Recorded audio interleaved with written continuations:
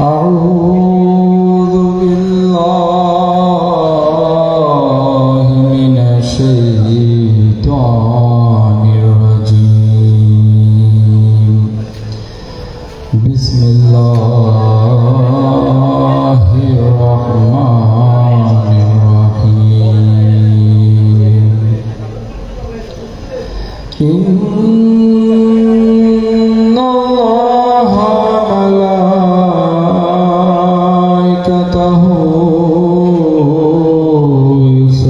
يصلون على النبي يا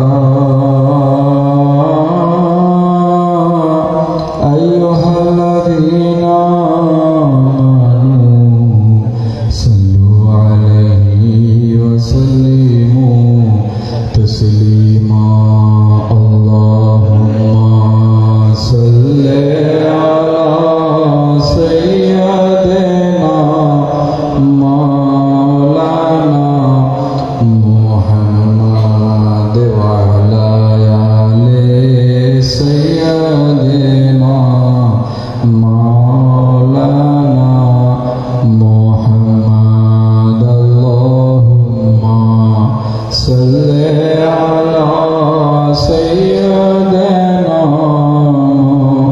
مولانا محمد وعلى آل سيدنا সবাই মহব্বত দিয়ে পড়বেন আল্লাহুম্মা সাল্লি আলা মুহাম্মাদ ওয়া আলা আলি সাইয়্যিদিনা মুহাম্মাদ ওয়া আলা আলি সাইয়্যিদিনা Allah Allah kya mubarak naam hai Allah Allah kya mubarak naam hai Allah Allah आशिकों का काम है अल्लाहुम्मा सल्ले अला मुहम्मद व अला आले सय्यदना मुहम्मद व अला आले सय्यदना कहाँ हो या रसूल अल्लाह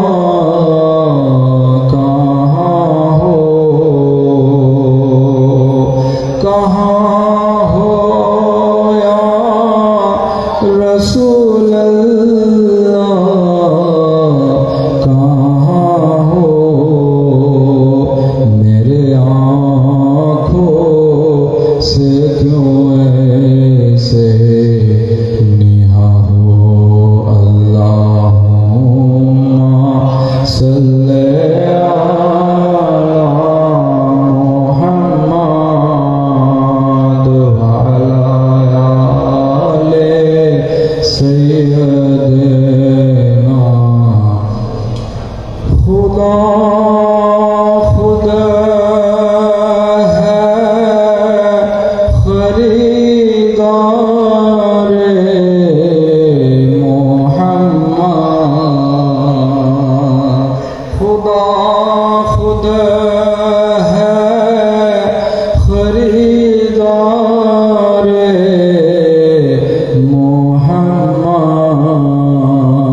खुदा मिलता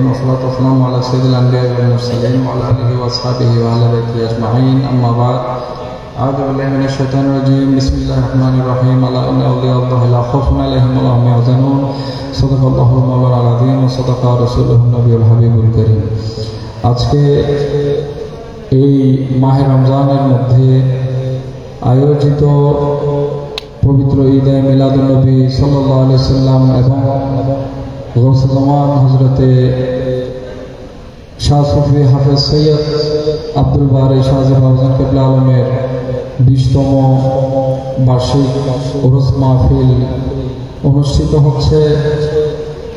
আজকের দরবারে বাড়িয়া শরীফ আয়োজিত পত্র দরবারের বার্ষিক মাহফিলে আগত সকল ধর্মপ্রাণ মুসলমানগণ, আশিকে রসুলগণ, ওলামান আহলে বাইতের রসুলগণ, বিশেষ করে দরবারে বাড়িয়া শরীফের মুরিদান আশিকান ভক্তবৃন্দগণ, আলামিন বাড়িয়া কামিল মডেল মাদ্রাসা এবং আলামিন বাড়িয়া দর্শন জামি কামিল মাদ্রাসার সম্মানিত ওলামায়ে কেরামগণ, অত্র মাদ্রাসার সম্মানিত ছাত্র ভাইরা, আসসালামু আলাইকুম ওয়া রাহমাতুল্লাহি ওয়া বারাকাতুহু। আল্লাহ পাক রব্বুল ইজ্জত আজকে এই মোবারক মজলিসের মধ্যে আমাদের সকলকে আসার বসার তৌফিক দান করেছেন, বলে আলহামদুলিল্লাহ। প্রিয় উপস্থিতি, যেহেতু এটা রমজান মাস, সময় স্বল্পতার কারণে আমাদের এই স্টেজ প্রোগ্রামটাও অল্প পরিসরে শেষ হয়ে যাবে। আপনারা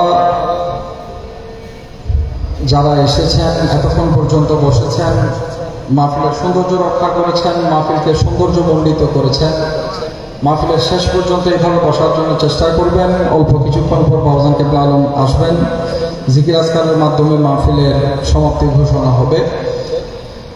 আল্লাহ পাক রব্বুল ইজ্জত আজকে আমরা যারা এসেছি, আমাদের সকলের হাজিরিকে, আসা উপস্থিতিকে, উঠা বসাকে, আমাদের এই মাহফিলের মধ্যে অংশগ্রহণকে কবুল আর মঞ্জুর করুক বলে আমিন।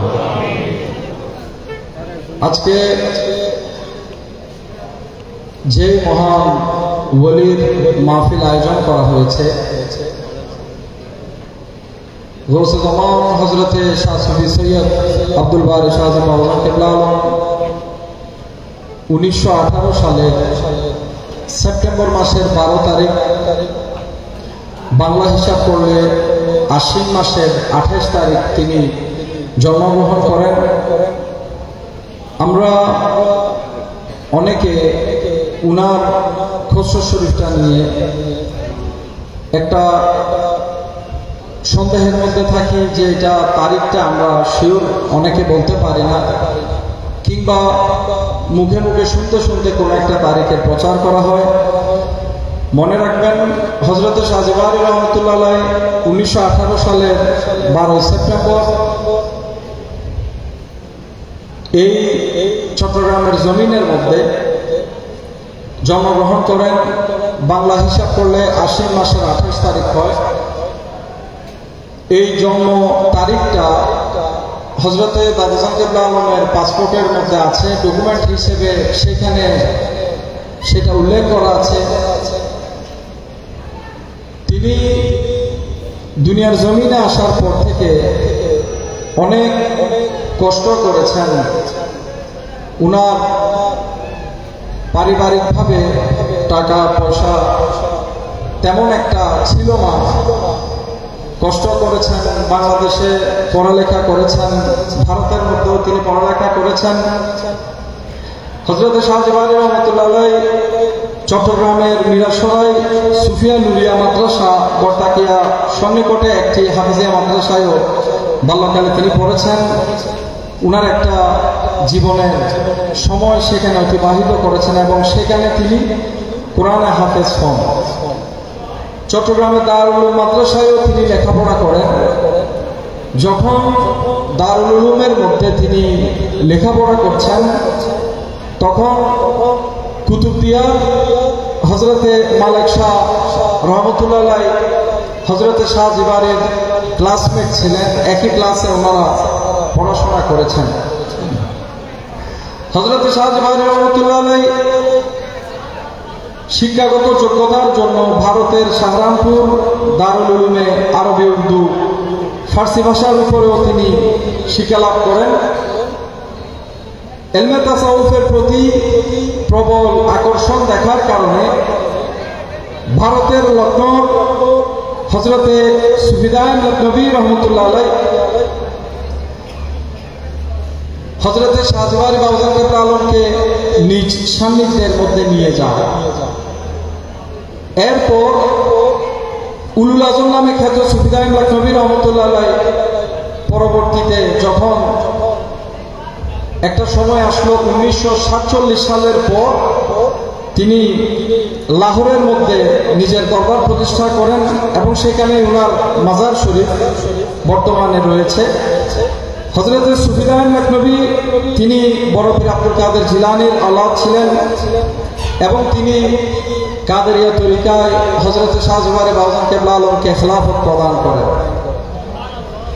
এই খেলাফতের এই সিলসিলা এই কাদেরিয়া তরিকায় বেশিরভাগ বায়াত হযরতে শাহজাহান বাউজান কেবলা আলম করেছেন। অসংখ্য মুরিদান আপনারা এখনো পর্যন্ত দেখছেন যিনারা কাদেরিয়া তরিকায় হযরতে শাহজাহান বাউজান কেবলা আলমের নিকট বায়াত গ্রহণ করেছেন।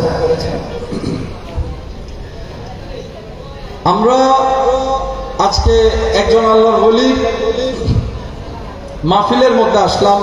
আমরা সুফিজম সম্পর্কে, আল্লাহওয়ালাদের সম্পর্কে, আল্লাহর ওলিদের সম্পর্কে, ওনাদের চলাফেরা, উঠা বসা, এই সকল কিছু সম্পর্কে আমাদের জানতে হবে এবং সেগুলো জেনে বুঝে সেই সকল বিষয়ের উপর আমাদের থেকে আমল করতে হবে।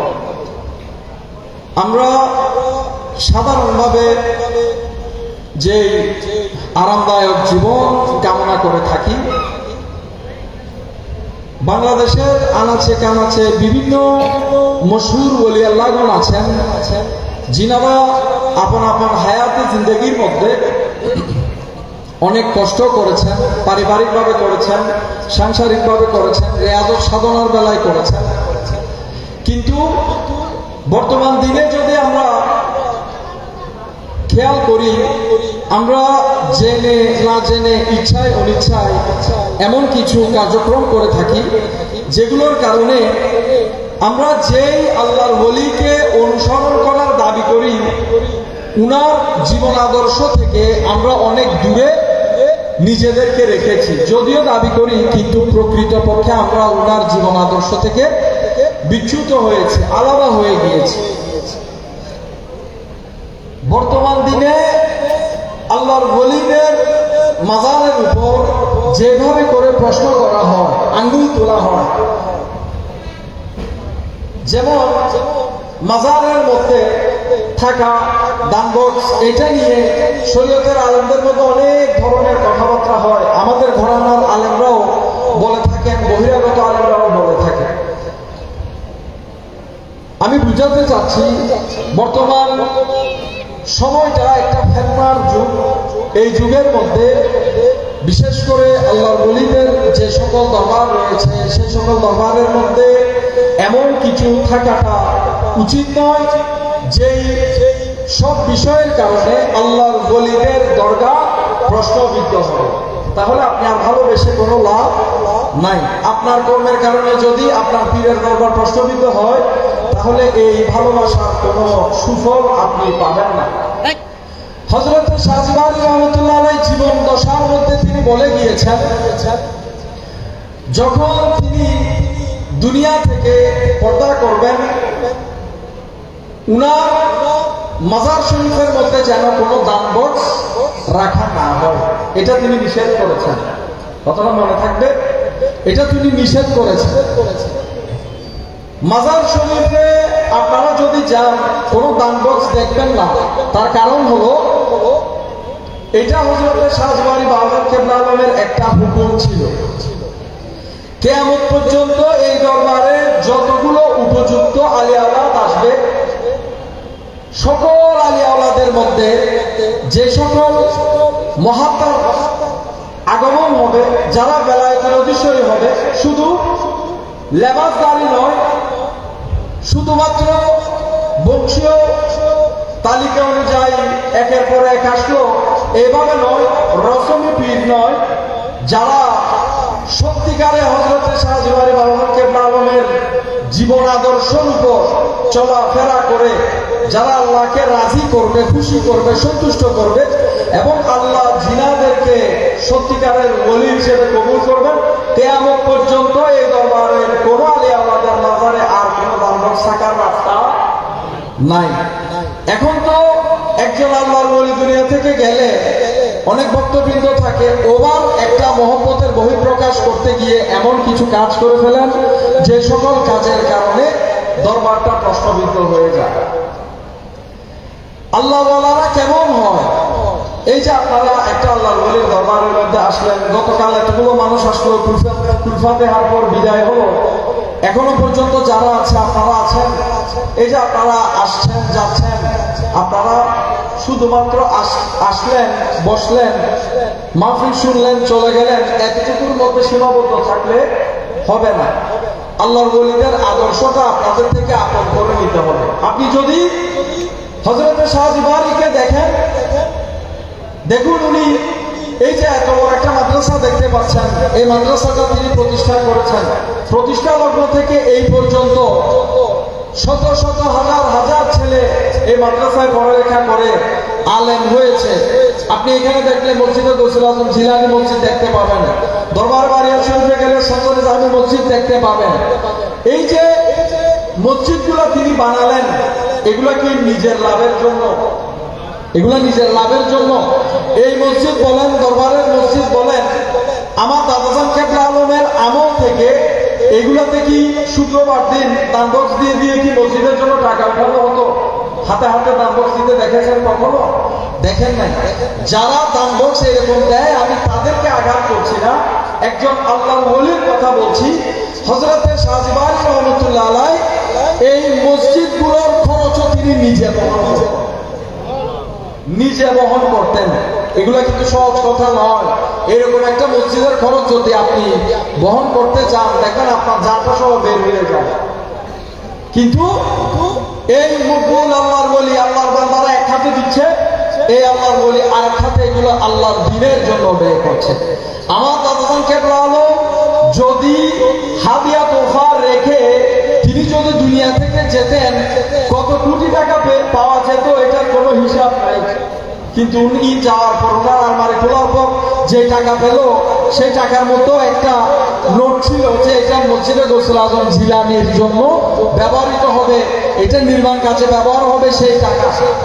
কিন্তু বাবা বারিশা এমন কোন চট্টগ্রামের মধ্যে সুন্নি প্রতিষ্ঠান, বিভিন্ন দরবার বলেন, বিভিন্ন জায়গায় বিভিন্ন মসজিদ বলেন, আল্লাহর রাস্তার জন্য, প্রকৃত দিন ধর্মের কাজের জন্য মসজিদ, মাদ্রাসা, হেফজখানা যা কিছু তৈরি করতে হয়, উনার কাছে যখন গিয়েছে, উনি উনার সাধ্যের মধ্যে যতটুকু পেরেছেন, উনি সবসময় দ্বীনি প্রতিষ্ঠানের সপক্ষে থাকেন। দ্বীনি প্রতিষ্ঠানের মধ্যে টাকা পয়সা দিয়ে তিনি খেদমত করেছেন, নিজেকে রসুলের গোলাম হিসেবে তিনি পরিচয় দিয়েছেন। এখন যদি আপনি বর্তমান দিনে হিসাব করেন, তাহলে আপনি যদি নিজেকে উনার ভক্ত রূপে পরিচয় দেন, কিংবা আমি নিজেকে উনার নাতি হিসেবে পরিচয় দিই, তাহলে আমার থেকে দেখতে হবে বাবা বারিশা যে সমস্ত কার্যক্রম দ্বীনি প্রতিষ্ঠানের জন্য করেছেন, আল্লাহ রসুলের এই দ্বীনের জন্য করেছেন, সেগুলোর মধ্যে কয়টা কাজকে আমি আপন করে নিতে পারব? যদি আমি নিতে পারি, তাহলে আমি উনার নাতি হিসেবে পরিচয় দেওয়ার জন্য আমি যোগ্য, আমি এটা পরিচয় দিতে পারি। যদি আমার ওইরকম মন মানসিকতা থাকে যে আমার দাদাজান কেবলা আলম যে এরকম দ্বীনি প্রতিষ্ঠান করেছেন, সবসময় অদূর ভবিষ্যতে আমরাও ওনার পদাঙ্ক অনুসরণ করে এইভাবে করে দ্বীনি প্রতিষ্ঠানগুলোকে সুন্নিয়তের খাতিরে, আল্লাহ রসুলের প্রেমের খাতিরে আমরা সেগুলোকে ধরে রাখবো, এরকম মন মানসিকতা থাকলে আমি নিজেকে উনার নাতি হিসেবে পরিচয় দিতে পারি, কিংবা আমার অন্যান্য আমাদের আত্মীয় স্বজন যারাই আমরা আছি পুরো দরবারের আল্লাহদের মধ্যে আমরা সেই পরিচয়টুকু দিতে পারি। এবং আপনারা যদি সেই রকম চিন্তা নিজের মাথায় রাখেন, তাহলে আপনারাও নিজেকে বাবা বারিশার একজন ভক্ত হিসেবে পরিচয় দিতে পারবেন। কথা হচ্ছে যদি সেই চিন্তা না থাকে, যদি আপনি সেটা চিন্তা না করেন, তাহলে কিন্তু আপনি মুখে বলবেন, অন্তর গিয়ে মিলিত হতে পারবে না, অন্তরের মধ্যে আপনার আদর্শটা আসবে না। বর্তমান সুফিজমের মধ্যে এই যে এতগুলো দরবার দেখছেন, এত দরবার, অনেক বড় বড় আল্লাহর ওলিরা 100 বছর আগে 200 বছর আগে এসে ওনারা ইন্তেকাল করেছেন। বিভিন্ন জায়গায় বিভিন্ন দরবারে মাহফিল হচ্ছে না, বিভিন্ন জায়গায় মাহফিল হচ্ছে, কিন্তু এই আল্লাহর ওলিরা কখনো প্রশ্নবিদ্ধ হবে এমন কোন কাজে ওনারা হাত দেয় নাই। বর্তমানে যত প্রশ্ন করা হচ্ছে, এই আমরা যারা আছি, আমার মতো আপনার মতো, আমরা যারা নিজেকে ভক্ত হিসেবে পরিচয় দেয়, আমাদের কার্যক্রমের মাধ্যমে অন্যান্য সাধারণ মানুষেরা এই দরবারগুলোর উপরে আঙুল উঠাতে পারে, নয়তো কোনো রাস্তা ছিল না। আমরা এখন বর্তমানে যদি দেখি, মনে করেন কোন একজন পীর মাসায়, কোন একজন মশহুর একজন আল্লাহর ওলি, তিনি ইন্তেকাল করলেন, উনার আলী আওলাদের মধ্যে প্রত্যেকটা মানুষ চেষ্টা করে, প্রত্যেকটা মানুষ চায় যে একটা মাহফিল করবে, একটা মাহফিল করবে, একটা মাহফিল করবে। না, এটা সম্ভব না। সকলে সম্মিলিতভাবে মাহফিল করবে, এইটা সম্ভব। দলাদলিতে কোনো সৌন্দর্য নেই। আর যদি প্রত্যেকটা মানুষের জন্য বলছি, আপনি যদি নিজের পীরের পরিচয় দিতে চান, নিজের বংশের মধ্যে আল্লাহর যে ওলির আগমন ঘটেছে উনার পরিচয় যদি আপনি দিতে চান, তাহলে উনার মতে রেয়াজত করতে শিখুন, স্বাভাবিক চলাফেরা করতে শিখুন, রেয়াজত করতে শিখুন, মানব সেবা করতে শিখুন, এবং আল্লাহ রাসূলের দ্বীনের খাতিরে সুন্নিয়তের জন্য দ্বীনি প্রতিষ্ঠা করার জন্য চেষ্টা করুন। আমার দাদা কেবলা আলম যদিও এই মাদ্রাসা প্রতিষ্ঠা করেছেন, উনার একটা আশা ছিল তিনি একটা দর্শনে যাবে মাদ্রাসা প্রতিষ্ঠা করবেন। কেন? পূর্ববর্তী সময়ের মধ্যে আপনারা যদি দেখেন, আল্লাহর ওলিরা বিভিন্ন জায়গায় এই দর্শনে যাবে মাদ্রাসা প্রতিষ্ঠা করেছেন। সেইখানে আমাদের মতো সাধারণ মানুষেরা, আমাদের সন্তানেরা সেসব মাদ্রাসার মধ্যে ভর্তি হওয়ার পর সেইখান থেকে দ্বীনি আলেম হিসেবে বের হয়েছে, একজন দ্বীনি আলেম হিসেবে নিজেকে তৈরি করে সেখান থেকে বের হয়ে দ্বীনের খেদমত করেছেন।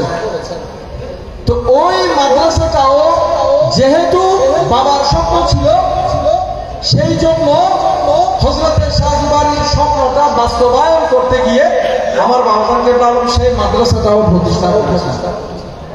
এইটা হচ্ছে যোগ্য বাবার যোগ্য সন্তান।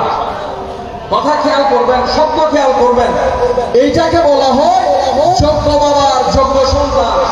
যদি আমি চিন্তা করি যে আমার বাবা স্বপ্ন দেখেছিল এই মাদ্রাসা করলে অনেক খরচ হবে, অনেক টাকা যাবে, পয়সা যাবে, আমার কাছে কোনো মানুষ সাহায্যের জন্য আসলে আমি সরাসরি বলে দিই যে আমি নিজে অভাব অনটনে আছি, আমি দিতে পারছি না, এটা সেই না।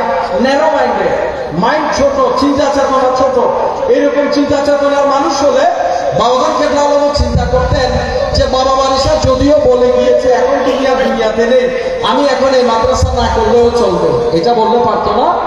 এটা বলতে পারত, কিন্তু এটা বলেন নাই। কারণ কি বলেছিল? এইটাকে বলা হয় যোগ্য বাবার যোগ্য সন্তান। বাবা মারিসার সমস্ত দ্বীনি প্রতিষ্ঠানকে একমাত্র বাবাজান কেবলা আলম এই পর্যন্ত 20 বছর সকল প্রতিষ্ঠানকে নিজের হাতে আঁকড়ে ধরে রেখেছেন।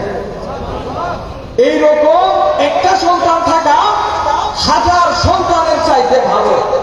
একটা সন্তান, ছেলের মতো ছেলে একটা হলে হয়, আপনার সবগুলো ছেলে একরকম হবে এমন কোনো কথা নেই, এটা একটা কথার কথা বললাম। তো আমি বুঝাতে চাচ্ছি ভালোবাসাটা এইরকম হতে হবে নিজের পীরের প্রতি, নিজের মুনিবের প্রতি। যেই ভালোবাসার দরুন আপন পীর মুর্শিদ যেই দ্বীনি কার্যক্রম চালিয়ে গিয়েছেন, সেই দ্বীনি মিশনটাকে আপনি আঁকড়ে ধরে, যদিও আপনার পীর দুনিয়াতে নেই, কিন্তু সেই দ্বীনি মিশনটা আপনার মাধ্যমে চলমান থাকবে। এইটাকে বলা হয় যোগ্যতা। যোগ্যতা কি? যদি বলা হয় যে এখানে অমুকের কাছে খেলাফত, ওই খেলাফত, ওই খেলাফত, খেলাফত এমন অবস্থা বর্তমানে এগুলা কচু পাতার মতো, যে যাকে মঞ্চে লিখে দিয়ে দিল, যে যাকে মঞ্চে লিখে দিয়ে দিল। খেলাফত শুধু পেলে হয় না, খেলাফতের জন্য যোগ্যতা লাগে। মনে করেন একজন আল্লাহর ওলি, বাবা বাদশাহ যদি উদাহরণটা দেয়, আমার দাদাকে যখন আমার বাবাকে খেলাফত দিলেন, তিনি অনুমতি দিলেন যে আমার জীবন দশায় তুমি মুরিদ করো, মানুষজন তোমার কাছে আসলে তুমি বায়াত করো। কিন্তু তিনি করেন নাই। তিনি কি বললেন? আমার বাবা থাকতে আমি কে যে আমি মুরিদ করাবো? কিন্তু এরকম অনেক মানুষ আছে না, বাবা থাকতে ছেলে মুরিদ করতেছে, আছে কিনা? এটা আদবের বরখেলাপ, এটা আদবের বরখেলাপ। এই জন্য আপনাদের সম্মুখে আমি এটা বুঝাতে চাচ্ছি, তরিকত আধ্যাত্মিকতা সদা সর্বদা আদবের মধ্যে সীমাবদ্ধ থাকে। আপনি আদব ত্যাগ করবেন, আপনি নিজের মধ্যে আদবটা আনবেন না, এটা বাদ দিয়ে দিবেন, এটা ছেড়ে দিবেন, আপনার মধ্যে আর কোনো যোগ্যতা নেই।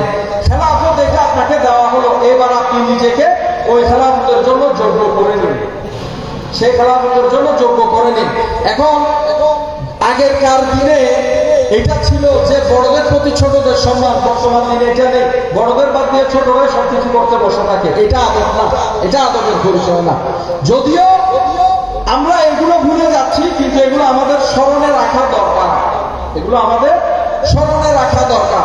তো আমি এই জিনিসটা আপনাদেরকে বারংবার বলছি, এটা আপনারা মনে রাখার জন্য চেষ্টা করবেন। বাবা ওয়ারিশ শাহ উনার হায়াতে জিন্দেগিতে জীবন দশার মধ্যে আপনারা যে রমজানের ক্যালেন্ডার দেখবেন, সেটার মধ্যে একটা বাণী দেখবেন, আমাকে ভালোবাসলে আমার মাদ্রাসা আমার এতিমদেরকে মহব্বত করবে।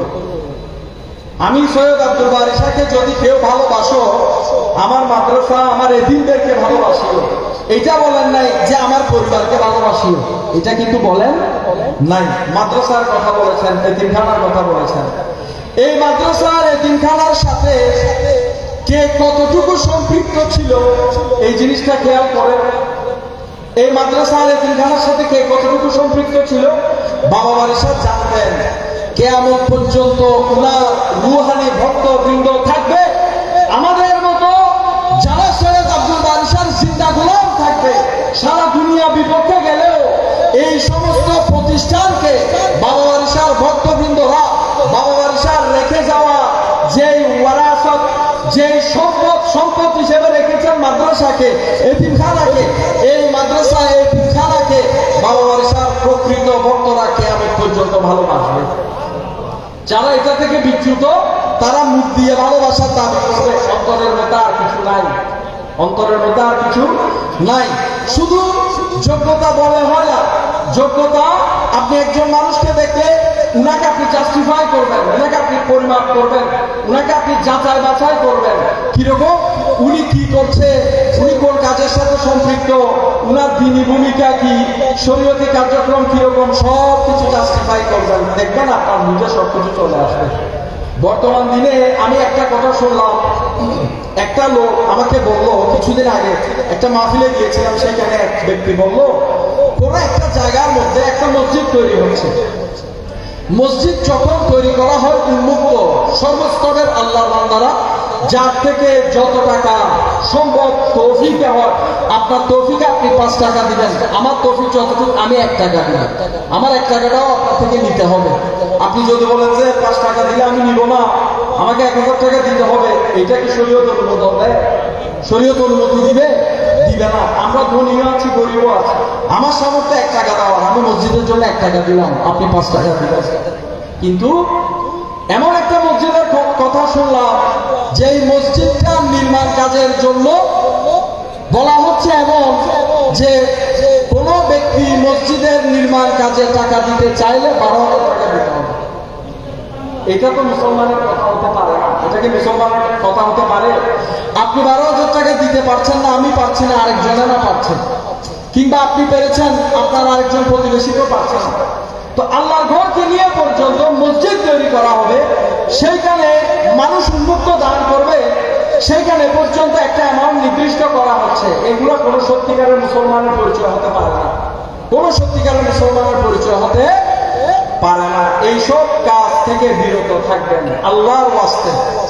যদি ঈমান নিয়ে যেতে চান, আল্লাহর ওয়াস্তে এইসব কাজ থেকে বিরত থাকবেন। কোন ওলি আল্লাহ জীবন দশা শুধু এই দরবার না, অনেক দরবার আছে বাংলাদেশে, কোন দরবারের মধ্যে আপনি এটা দেখবেন না কোন ওলি আল্লাহ বলেছেন যে এত টাকাই দিতে হবে, কোনোদিন আমি নিব না। এগুলো হচ্ছে ফেরেববাজি। সোজা কথা বললে এগুলো ফেরেববাজি। এইসব ফেরেববাজির মধ্যে কখনো হাত দিবেন না। এরকম অনেক কিছু আমাদের দেশে বর্তমানে চলতেছে। সর্বশেষ একটি কথা বলে শেষ করছি। আমাদের এই দরবারের প্রতিষ্ঠাতা হযরত শাহজালাল রহমাতুল্লাহ আলাইহি একটা সময় তিনি মওজুদ হালতের মধ্যে ছিলেন, মওজুদ ছিলেন। তিনি যখন মওজুদ ছিলেন, তিনি সিলেটের মধ্যে একটু আগে আমার ভাই মুশাররফ আনোয়ার সাহেব বলেছেন যে সিলেটের জমিনের কথা বলেছেন। সিলেটের জমিনে তিনি বন জঙ্গলের মধ্যে রিয়াজত সাধনা করেছেন। কোন কোন প্রত্যক্ষদর্শীর মধ্যে কেউ কেউ বলেছেন 12 বছর তিনি বন জঙ্গলে ছিলেন, 12 বছর। এই বন জঙ্গলে থাকাকালীন সময়ের মধ্যে তিনি উনার একটা আসনের পাথর রয়েছে, পাথরটা এখনো হযরত শাহ সুন্দর রহমাতুল্লাহ আলাইহির দরগা শরীফে গচ্ছিত আছে। অনেক মানুষ এটা ধারণা করেছিল যে বাবা বারিশার একটা রিয়াজতের পাথর শাহ সুন্দরের মধ্যে আছে। কেউ কেউ বলেছিল এটা নাকি চুরি হয়েছে।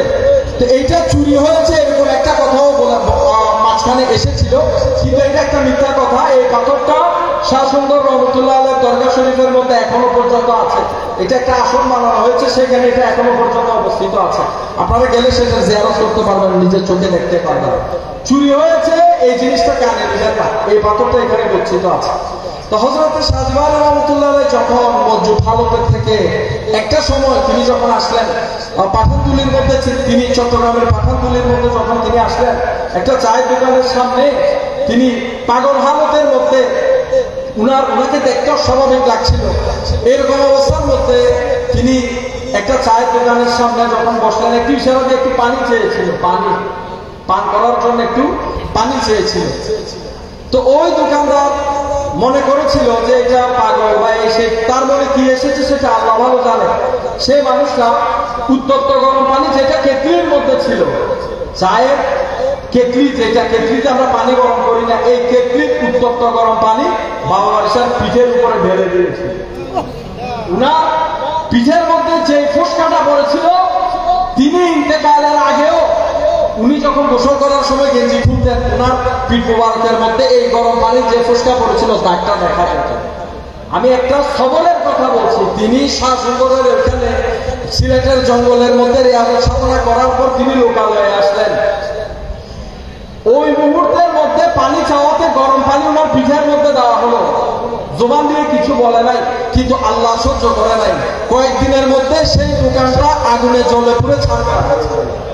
কিন্তু আমার কথা হচ্ছে, বর্তমান দিনে যে অবস্থা, ক্ষমতার গরমের জন্য যেমনি টিকা যায় না, এক একজনের ভাব সাত থেকে শুরু করে আমিও মন্তকি, যদি কিঞ্চিত ক্ষমতা কারোর কাছে থাকে, সাথে সাথে ওই চায়ের দোকানদারকে মনে হয় জিন্দা জ্বালাই ফেলতে।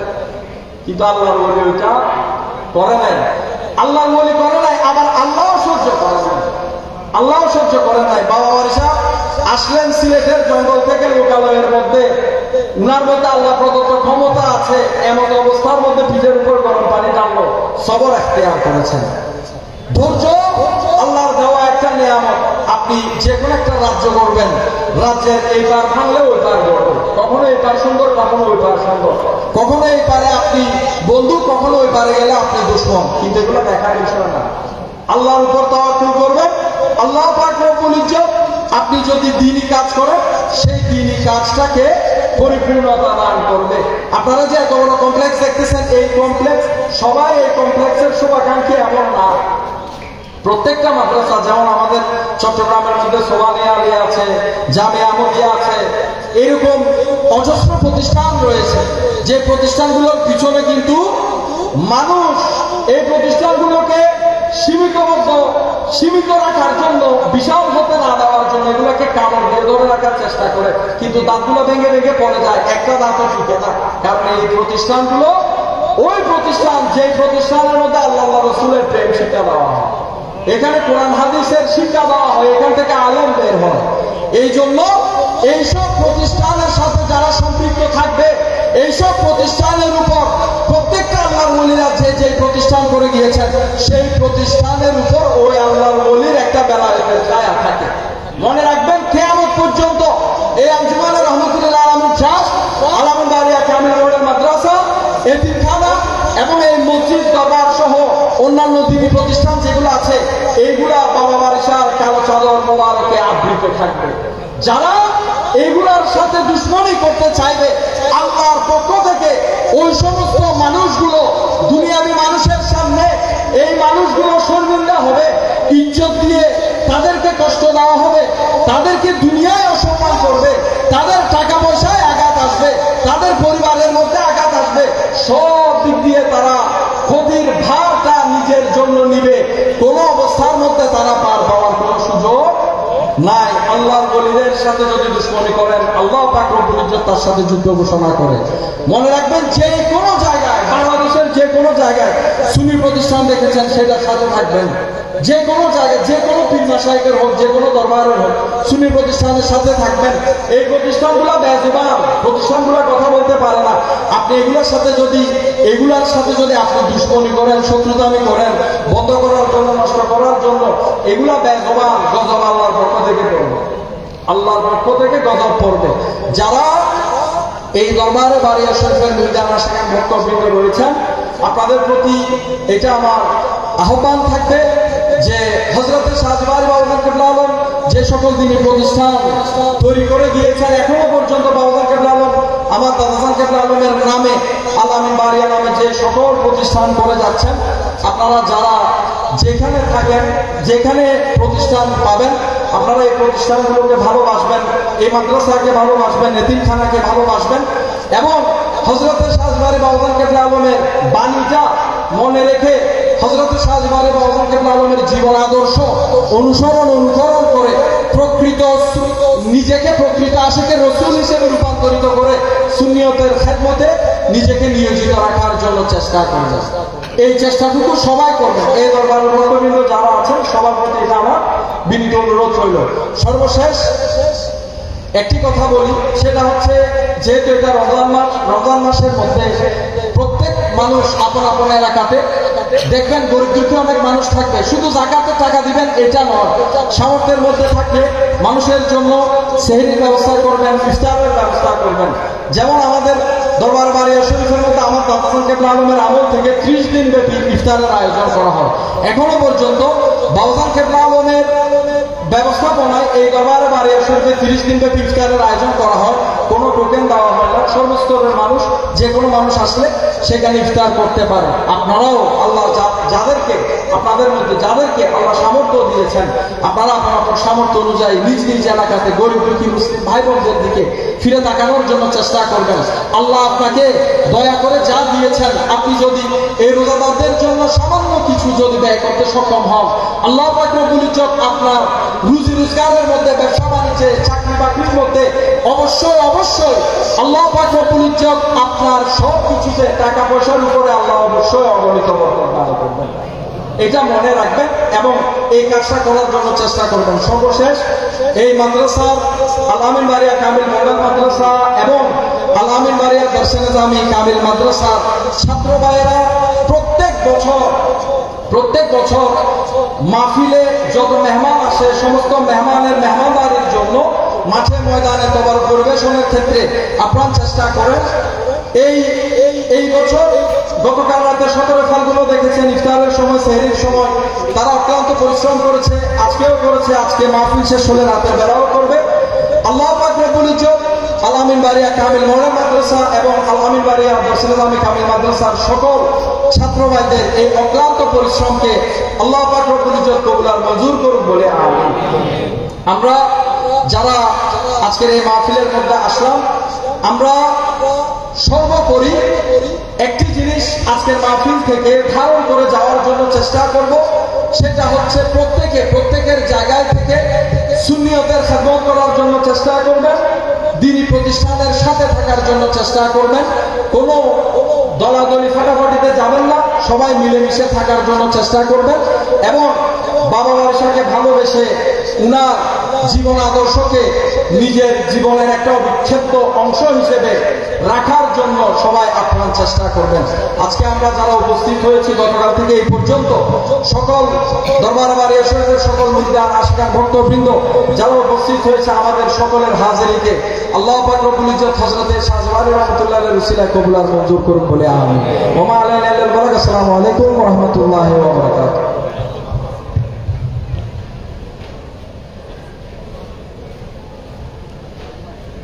সম্মানিত উপস্থিতি, এখন পবিত্র রমজান মাস, যার কারণে প্রত্যেক ইমানদার মুসলমানকে সেহরি গ্রহণ করে রোজান পালন করার যে নিয়ম রয়েছে সেটা অবশ্যই আমাদেরকেও মানতে হবে।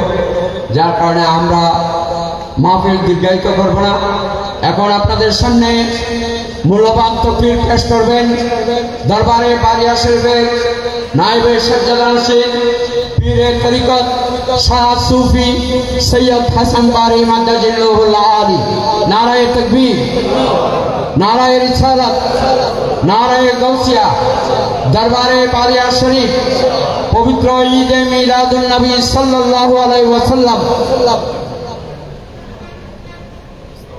الله ربي من كل ذنب وأتوب إليه لا حول ولا قوة إلا بالله العلي العظيم. أعوذ بالله من الشيطان الرجيم. بسم الله الرحمن الرحيم. إن الله وملائكته يصلون على النبي يا أيها الذين آمنوا صلوا عليه وسلموا تسليما. صلى الله على سيدنا محمد وآله وسلم. اللهم صل على سيدنا محمد نبينا شافعنا مولانا محمد. اللهم سيدنا محمد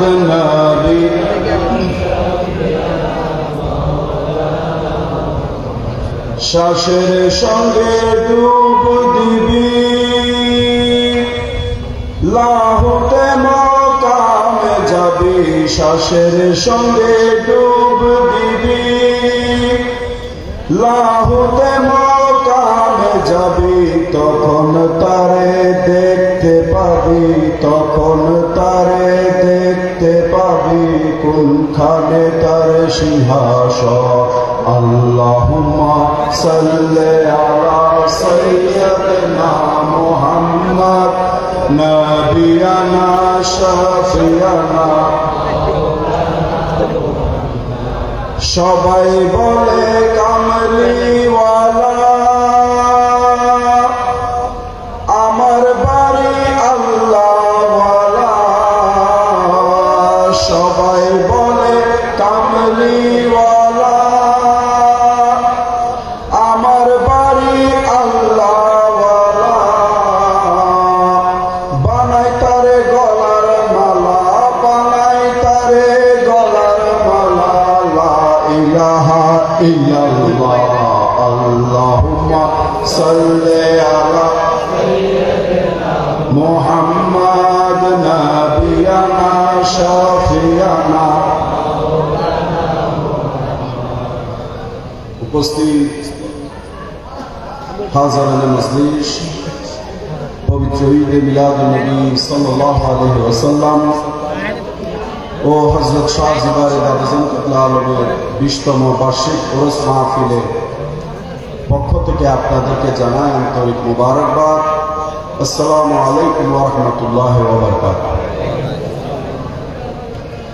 যেহেতু মাহে রমজান শরীফ, আল্লাহ পাক রব্বুল আলামিন মাহে রমজানের মধ্যে একটি ঈদ রেখেছেন, যেটা 30 রমজানের মধ্যে শেষ করার পর 30 রোজার পর একটি ঈদ আমরা পালন করব।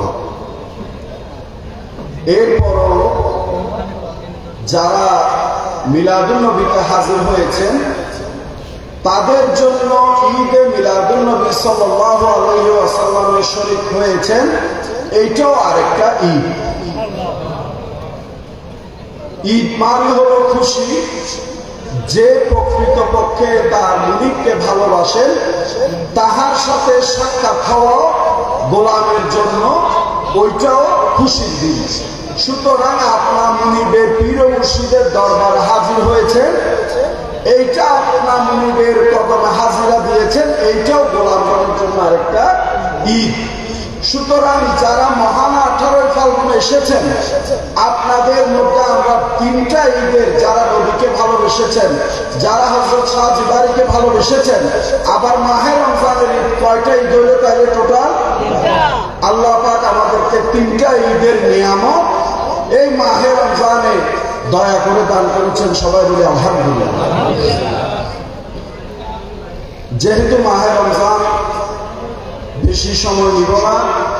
আমি দাদাজান কেবলা আলম সম্পর্কে কয়েকটি কথা বলে আমি আমার কথা শেষ করব। এখানে দাদাজান কেবলা আলমের অনেক মুরিদান ভক্ত আছেন, বিশেষ করে স্টেজে আমার উস্তাদগণ আছেন, ওনারাও দাদাজান কেবলা আলমকে দেখেছেন। হযরত শাহ জিবারি দাদাজান কেবলা আলমকে যখন ইন্তেকালের আগে হসপিটালে নিয়ে যাওয়া হয়, সাতকানিয়া কোন জায়গায় একজন লোককে গলা কেটে পাহাড় থেকে ফেলে দেওয়া হয়। ফেলে দেওয়ার পর একজন ড্রাইভারের মনে তার খুবই খারাপ লাগে, যেহেতু একজন মানুষ এইভাবে মরে যাবে। উনি গলার মধ্যে সুন্দর মতো পেঁচিয়ে ট্যাপ ট্যাপ দিয়ে ওনাকে হসপিটালে এনেছেন, যে হসপিটালের মধ্যে দাদাজান কেবলা আলম আইসিইউতে ছিলেন। ওই রুগী দাদাজান কেবলা আলম এই পাশে আইসিইউতে ছিলেন, ওই লোক এই পাশে ছিল। তো জিনার গলা কাটা, তিনি ডাক্তার সাহেবকে বলছেন আমাকে একটা কাগজ কলম দেন, যেহেতু গলা কাটা উনি কথা বলতে, আপনারা একটু জবাব দিবেন না, এটা কথা। উনি যখন কথা বলতে পারেন না, উনি বলছেন যে আমার সামনে যিনি বসে আছেন উনি কে আমাকে একটু জানাবেন। তখন ডাক্তার সাহেব বললেন উনি দরবার বাড়িয়ে শরীফে পীর সাহেব। তখন ওই রুগী লিখে দিচ্ছেন যে আমার সামনে যে মানুষটি শুয়ে আছে, আপনারা রাতে যখন আইসিইউর লাইট বন্ধ করে চলে যান, সারাটি রাত ওনার মধ্যে একটি নূরের আলো জ্বলতে থাকে, এবং এরপর এই আইসিইউর মধ্যে আল্লাহ আল্লাহ জিকির চলতে থাকে।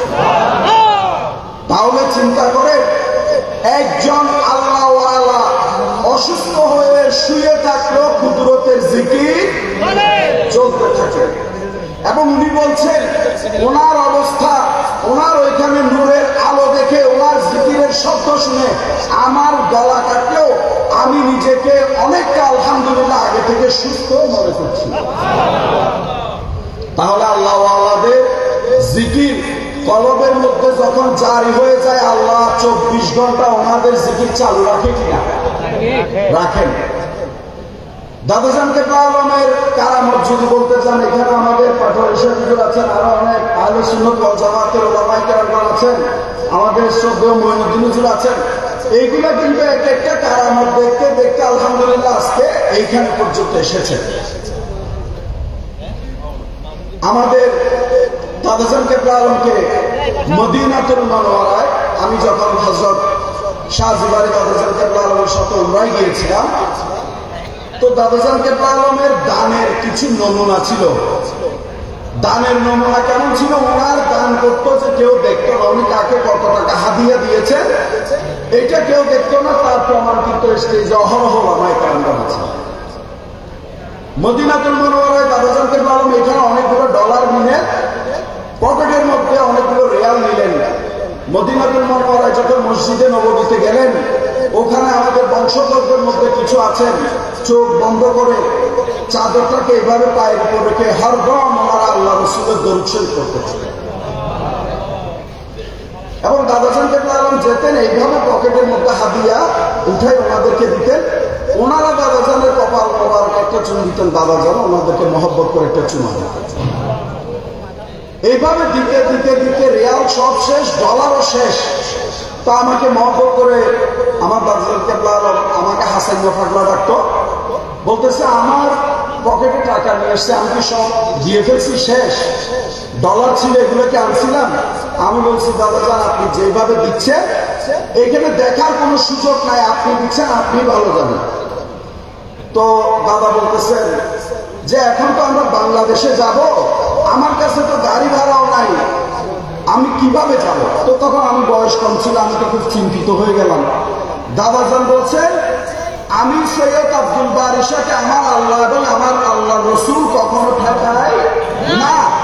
তখন এই বলে হুজরা শরীফে গেলাম, আমরা হোটেলে বসলাম, আমি দাদাজানকে পান দিচ্ছি। দাদাজান আমাকে বলছেন বাহিরে একজন লোক আসছে, ওনাকে ডাকা। তখন আমি চিন্তা করছি বাহিরে লোক আসছে, দাদাজান কিভাবে জানা। তখন আমি ওনাকে গিয়ে আমি সালাম দিলাম, আমি বললাম দাদাজান আপনাকে ডাকছেন। উনি গেলেন, দাদাজানকে কদমবুসি করলেন, একটা হাদিয়া প্যাকেট বালিশের নিচে রাখলেন, সালাম করলেন। দাদাজান ওনাকে বললেন তুমি যত বছরই প্রবাসে এখানে থাকো, প্রত্যেক বছর অন্তত আমার রসুলের পাখির দরবারে এসে হাজিরা দেওয়ার চেষ্টা করবে। এবং দাদাজান আমাকে বললো দেখি প্যাকেটটা নাও। তখন আমি নিলাম, গুনে দেখতেছি 10,000 রিয়াল আল্লাহর ওলিকে একজন আশেক এসে হাদিয়া দিয়েছেন। দাদাজান 2,000 রিয়াল রেখেছেন শুধু বাংলাদেশে আসার জন্য খরচ রেখে, 8,000 রিয়াল আবার নিয়ে মদিনাতুল মুনাওয়ারার মসজিদে নববী ঢুকে আবার ওই 8,000 রিয়াল সবাইকে হাদিয়া দিয়ে দিয়েছে। আমার জীবনে অনেক আল্লাহওয়ালাকে দেখেছি, অনেক বুজুর্গানে দিনকে দেখেছি, এইরকম দাতা সৈয়দ আব্দুল বারী শাহ দাদাজান কেবলা আলমের মতো দাতা আমি দেখি নাই। এইরকম ওলামায়ে কেরাম আছেন, ওনাদেরকে জিজ্ঞাসা করেন, ওনারাও দেখেছি কিনা আমার সন্দেহ আছে। সবসময় একটা জিনিস থাকতো, যদি মনে করেন যে ওনাকে টাকা দিলে উনি রাগ করবে, ওনাকে টাকা দিলে উনি রাগ করবে, হ্যাকমত করে বলতো তুমি দিয়ে ওকে ডেকে নিয়ে আসো, ওনাকে আস্তে করে হাদিয়া দিয়ে দিতেন, উনি আস্তে করে চলে যেতেন। এত হ্যাকমতের অধিকারী আল্লাহওয়ালা মানুষ বর্তমান যুগে নাই বললেই চলে। আমাদের দাদাজান কেবলা আলমের একজন মুরিদ ছিল, সাইফুল ইসলাম ওনার নাম। উনি দাদাজান কেবলা আলমকে নিজের জানের চাইতে বেশি ভালোবাসতেন, এরকম ওনার আশিকি হাল অবস্থায় দেখা যেত। উনি যখন আমেরিকা যাবেন, উনি চট্টগ্রাম এসে দাদাজান কেবলা আলমকে সালাম করে জিয়ারত করে গেলেন, বললেন বাবা আমি ইউএসএ যাচ্ছি, আমার জন্য খাস করে দোয়া করবেন, নেক নজর রাখবেন। প্রত্যেক আল্লাহওয়ালার একটা নেক নজর, নেক দৃষ্টি থাকে। আপনি বলতে পারেন এটা আবার কারণ আমরা যেমন মানুষ বলে না নজর লাগছে, বদ দৃষ্টি বলি না, ওইটা যেমন বদ, ওইটা মানুষ মানতে পারে, আল্লাহওয়ালার নেক দৃষ্টি আবার অনেকে মানতে পারে না। মনে রাখবেন যারা তরিকতপন্থী দরবারের লোক, ওনারা কিন্তু এই সম্পর্কে অবগত আছেন। সাইফুল চাচাকে দাদা বললেন সাইফুল যাও, তোমার প্রতি সব সময় আমার সদয় খেয়াল থাকবে। উনি যখন আমেরিকা যাচ্ছেন, আটলান্টিক মহাসাগরে ওনার প্লেনের মধ্যে সমস্যা শুরু হয়।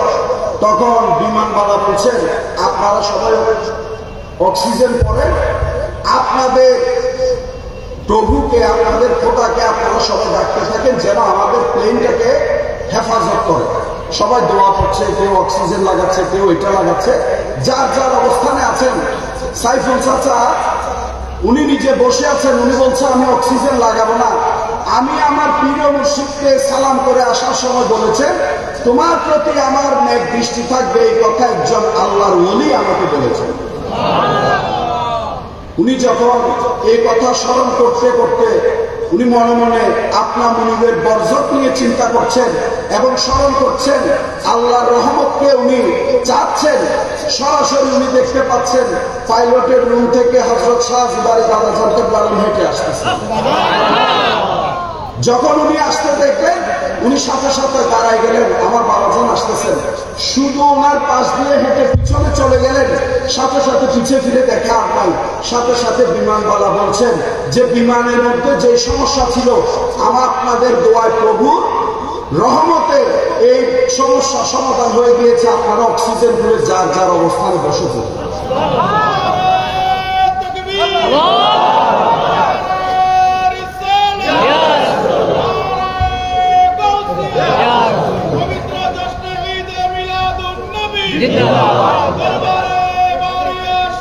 जिंदाबाद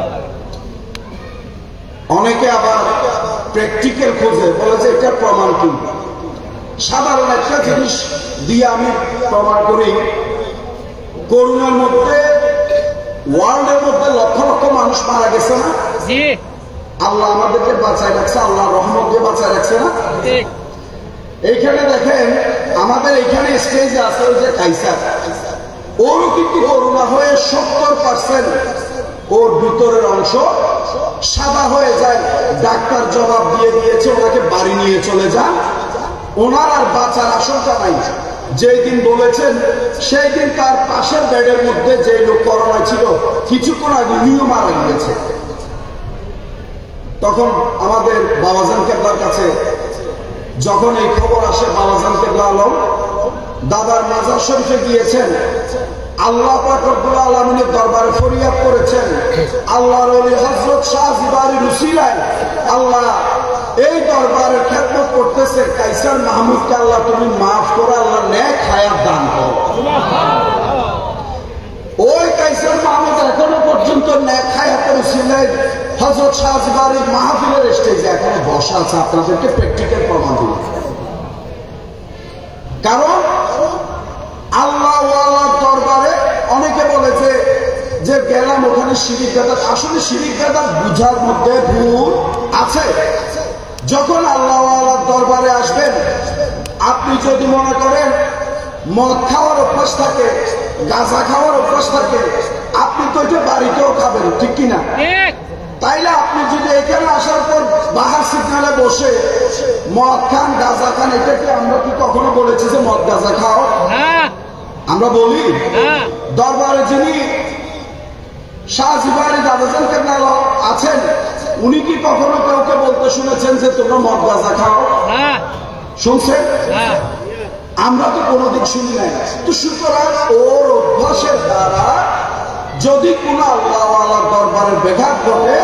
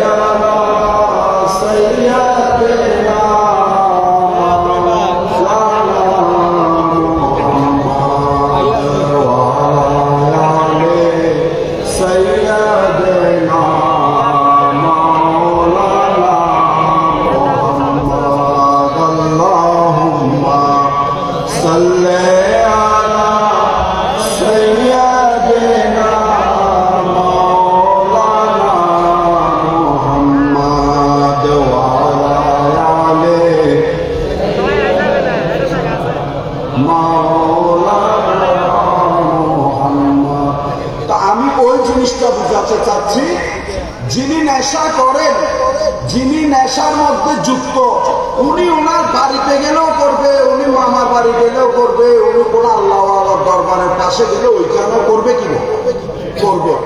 তাইলে ওনার একটি খারাপ কাজের জন্য কোন আল্লাহ ওয়ালাকে দোষ দেয়া যাবে না, কারণ কোন আল্লাহ ওয়ালা কখনো বলে নাই যে তুমি এই খারাপ কাজটা করো। কোন আল্লাহ ওয়ালা এটা বলে না। তো সুতরাং বুঝতে হবে এইটা ওনার ব্যক্তিগত সমস্যা, এটার সাথে কোনো প্রতিষ্ঠান বা কোনো আল্লাহ ওয়ালাকে কলঙ্ক করা যাবে না। আমি বাবাজান কেবলা চলে এসেছেন, আমি এই বলে আমার বক্তব্য শেষ করছি। আসসালামু আলাইকুম ওয়া রাহমাতুল্লাহি ওয়া বারাকাতুহু। মারহাবা মারহাবা। আলহামদুলিল্লাহ, আজকের এই পবিত্র ঈদে মিলাদুন নবী সাল্লাল্লাহু তাআলা আলাইহি ওয়াসাল্লাম মাহফিল আর খুব বেশি দীর্ঘায়িত হবে না, সেটা আপনারা অবশ্যই বুঝতে পারছেন। এখন আপনাদের সামনে নুরানি ইমানি তাকরীর পেশ করবেন দরবারে বারিয়া শরীফের সুযোগ্য সাজ্জাদা নসীব পীরে তরিকত रहनुमाए शरीयत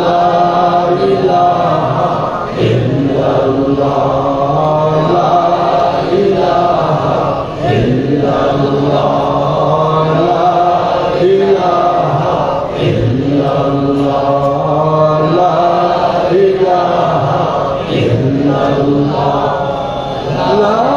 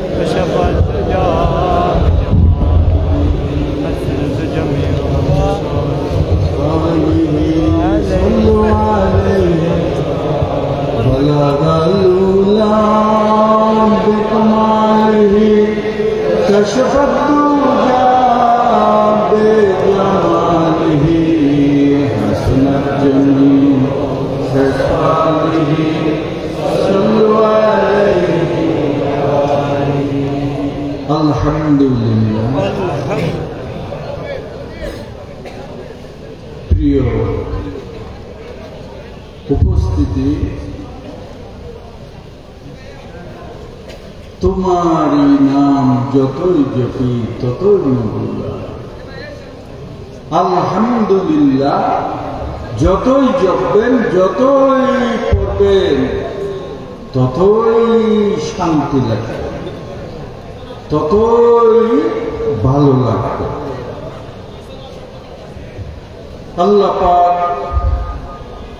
এই পবিত্র রমজান মাসে বারিয়া দরবার শরীফে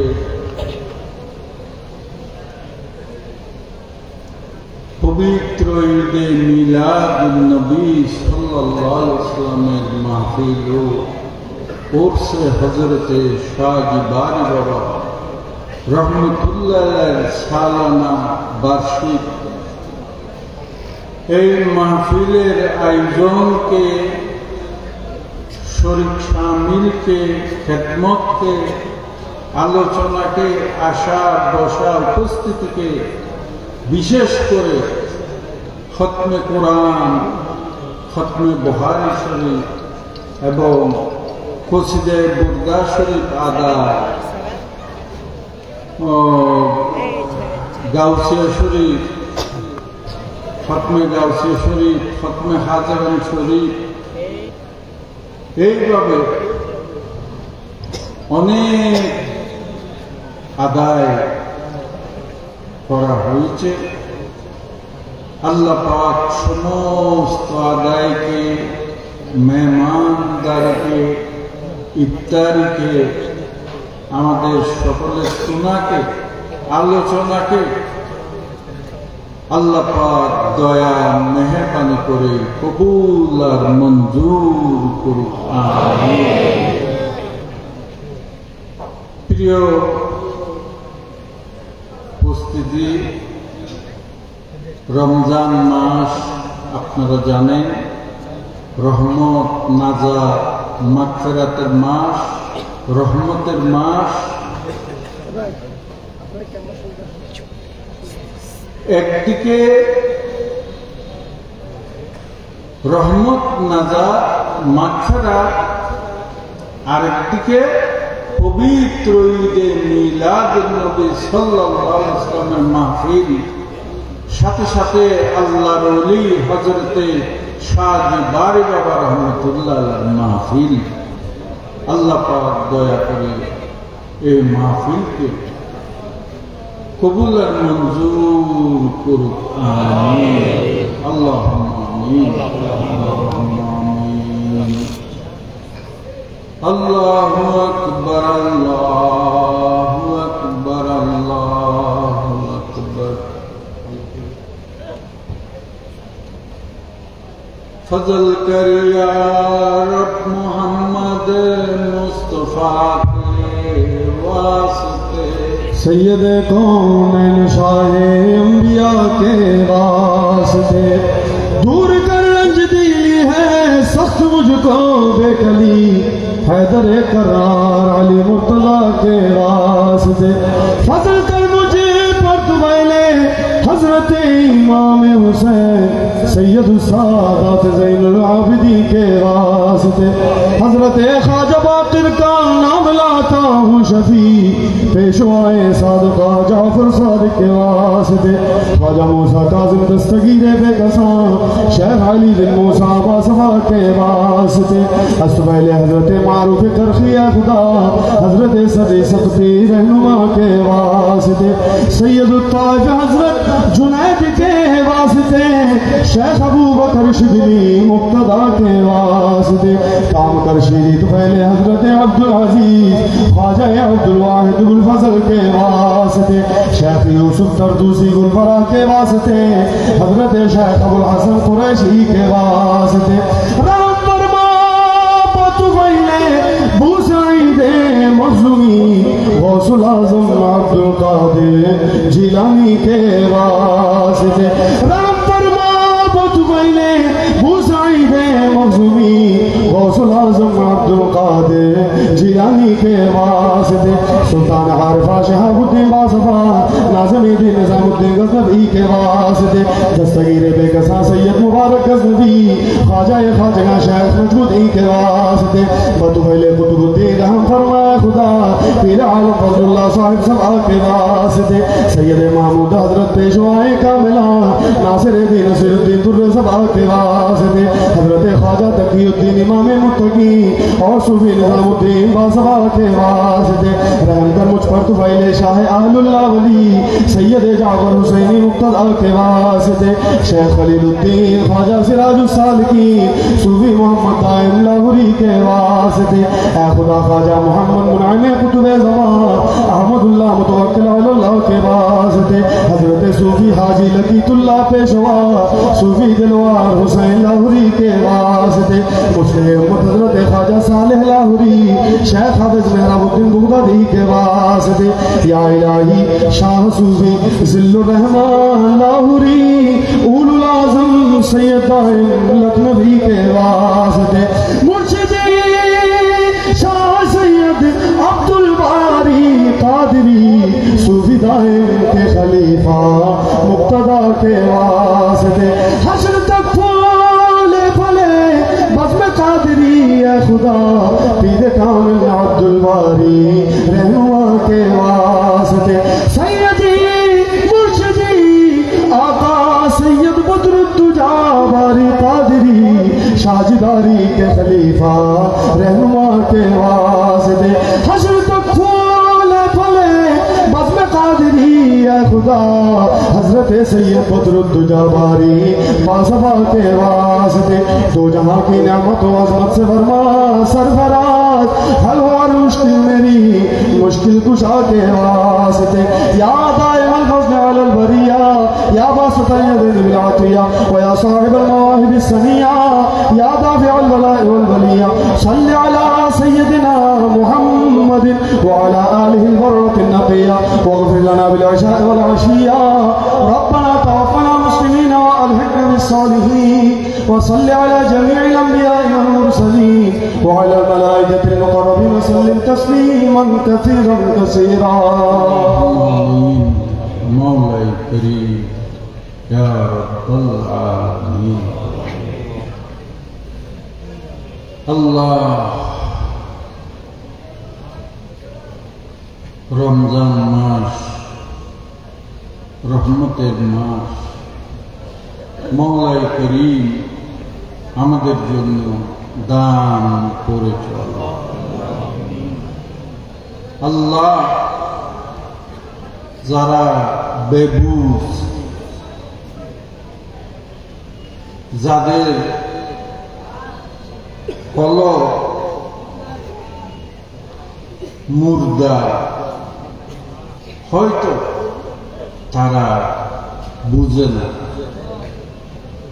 যাদেরকে খোদা তুমি দয়া করেছ, রহমত করেছ, নিয়ামত দিয়েছ, আয় আল্লাহ তারা বুঝতে পারে রহমতের মাস যখন আসে চতুর্দিকে খোদা তোমার রহমত আয় আল্লাহ বাসতে থাকে, আল্লাহ আকাশে বাতাসে চড়াইতে থাকে রহমত।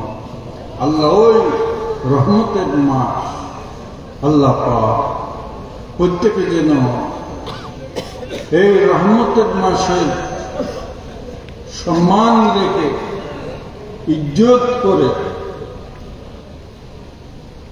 শরীয়তের তরিকতের বিধান মেনে আল্লাহ পাক যেন প্রত্যেকে রোজা আদায় করতে পারে, রোজা রাখতে পারে। খোদা সবাইকে ওই তৌফিক দিয়ে, হায় আল্লাহ সবাইকে ওই তৌফিক দিয়ে, এবং রহমত যে ছড়াইতে থাকে চতুর্দিকে, ডানে রহমত, বামে রহমত, সামনে রহমত, পিছনে রহমত, সর্বময় তখন রহমত, এইটাও যেন প্রত্যেকে বুঝতে পারে। আল্লাহ পাক আজকে পবিত্র ঈদে মিলাদ নবী সাল্লাল্লাহু আলাইহি সাল্লামের মাহফিল এবং উরসে হযরতে বাবজান কিবলা রাহমাতুল্লাহ আলাইহি খোদা এই মাহফিলকে দয়া মেহেরবানি করে কবুল আর মঞ্জুর করে। আয় আল্লাহ, অনেকে দূর দূরান্ত থেকে আজকে 2-3 দিন পর্যন্ত আয় আল্লাহ অনেক ভক্তি নিয়ে মহব্বত নিয়ে এই মাহফিলে যারা আসছে এই পর্যন্ত, আল্লাহ যারা এই মাহফিলে খেদমত করেছে, যারা এই মাহফিলে শরীক শামিল হয়েছে, খোদা প্রত্যেকের খেদমতকে কবুল আর মঞ্জুর করে। আয় আল্লাহ, প্রত্যেকের দিন দুনিয়া দুনো জাহানের হার ফনে সর্ব বিষয়ে কামিয়াবি, উন্নতি, তরক্কি, হেফাজতি দিও আল্লাহ। আল্লাহ পাক খাস করে একদিকে রমজান রহমতের মাস, আর একদিকে পবিত্র ঈদে মিলাদুন নবীর মাহফিল, তোমার ওলির মাহফিল, আল্লাহ পাক এই মুহূর্তে খুদা তোমার বেনজির বেমিসাল কুদরতের দরবার পাকে আরজি ফরিয়াদ করতেছি। আয় আল্লাহ, আমাদের এই দেশকে, বাংলাদেশকে তুমি হেফাজত। আয় আল্লাহ, আমাদের দেশ নিয়ে যেইভাবে চতুর্দিকে বিভিন্নভাবে চক্রান্ত চলতেছে, আয় আল্লাহ এই সব চক্রান্ত থেকে এই বাংলাদেশের 18 কোটি নরনারীকে খোদা তুমি হেফাজত। আল্লাহ আমাদের দেশকে হেফাজত করো। আয় আল্লাহ আমাদের দেশকে হেফাজত করো। আয় আল্লাহ, এই মুহূর্তে এবং এই পর্যন্ত যারা দোয়া চেয়েছে, যারা যে আশা আকাঙ্ক্ষা নিয়ে আরজি ফরিয়াদ করেছে, খোদা প্রত্যেকের দোয়া আরজি ফরিয়াদকে কবুল করো। আয় আল্লাহ, যারা হাত বাড়িয়েছে প্রত্যেকের জানা অজানা ইচ্ছা অনিচ্ছা সমস্ত কবিরে সদরে গুনাহকে আসমানি জমিনে বলাকে থেকে 10,000 মত থেকে খোদা তুমি হেফাজত। আল্লাহ পাক যারা দূরে আছে, চলে গেছে এবং এখনো যারা যাবে, আল্লাহ সহি সালামতে প্রত্যেককে গন্তব্যস্থানে পৌঁছায় দিবে। আল্লাহ পাক আমাদের সকলের দোয়ার দিন ফরিয়াদকে কবুল করুন। আমিন।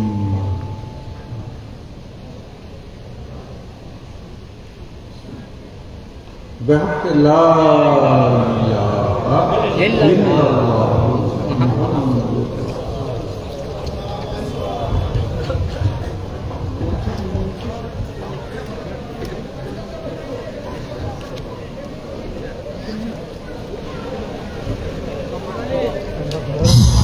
সম্মানিত উপস্থিতি,